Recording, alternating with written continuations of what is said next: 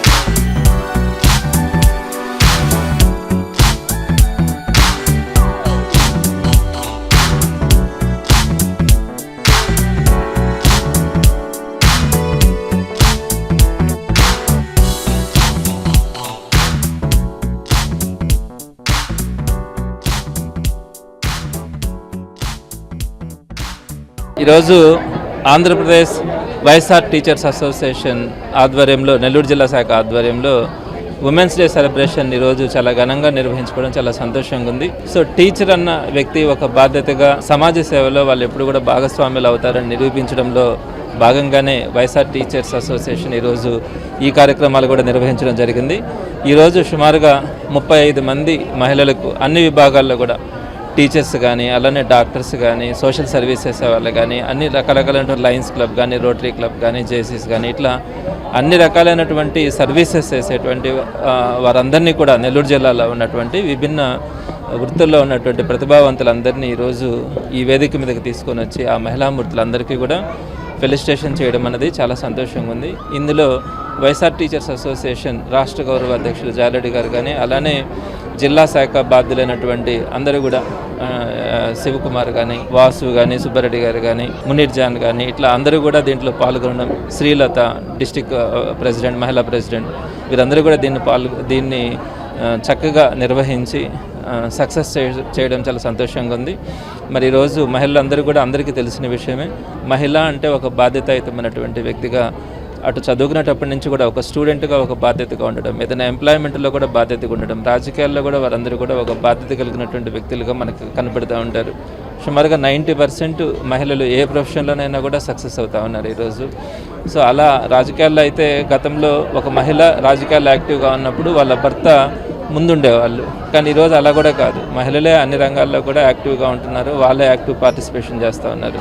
రాబోయే రోజుల్లో మహిళలంతా కూడా ఇంకా శక్తివంతంగా తయారై మన భారతదేశ మహిళలు ప్రపంచానికి ఒక ఆదర్శంగా నిలుస్తారని నేను మనస్ఫూర్తిగా కోరుకుంటున్నాను. ఈరోజు ఫెలిసిటేషన్ చేయడంలో అవార్డ్స్ తీసుకున్నటువంటి అందరినీ కూడా నేను మరొకసారి వారందరినీ కూడా మనస్ఫూర్తిగా అభినందిస్తాను. ఈరోజు అంతర్జాతీయ మహిళా దినోత్సవం సందర్భంగా నెల్లూరు జిల్లా వైఎస్ఆర్ టీచర్స్ అసోసియేషన్ ఆధ్వర్యంలో ఈరోజు కార్యక్రమం జరిగింది.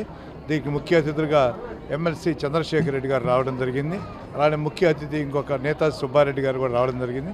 చాలా సంతోషం అండి. ఇక్కడ వచ్చినటువంటి వక్తలు కానీ, అలాగనే సన్మాన గ్రహీతలందరినీ మేము ఎమ్మెల్సీ చంద్రశేఖర్ రెడ్డి గారి ఆలోచన సలహాలతోటి విభిన్న రంగాల్లో ఉత్తములుగా ఉన్నటువంటి మహిళల్ని ఈరోజు సన్మానం చేసుకోవడం చాలా సంతోషంగా ఉంది. వైఎస్ఆర్ అంటేనే మహిళలకు ప్రాధాన్యత ఇచ్చినటువంటి పరిస్థితి. అలాంటిది ఈరోజు వైఎస్ఆర్టీఎఫ్ ఆధ్వర్యంలో విభిన్న రంగాల్లో ప్రాధాన్యత కలిగిన వ్యక్తుల్ని మేము సన్మానం చేసే సంతోషం మాకు ఉందండి.